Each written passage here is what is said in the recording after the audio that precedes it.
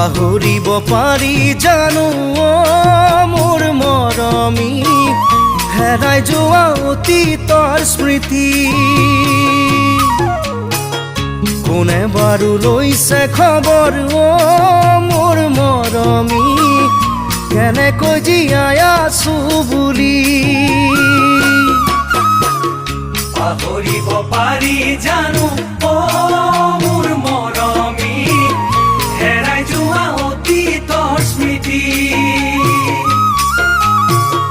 কোনে বাৰু লৈছে খবৰ